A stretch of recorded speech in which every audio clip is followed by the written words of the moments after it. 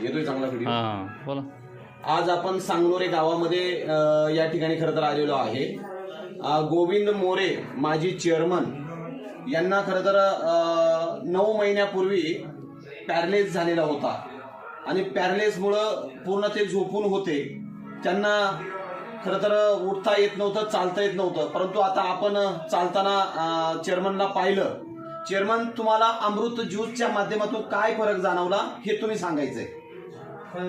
चालता यायला लागलं पुढे पहिले ही पाळी ना चढता येत नव्हती. पहिले वाटली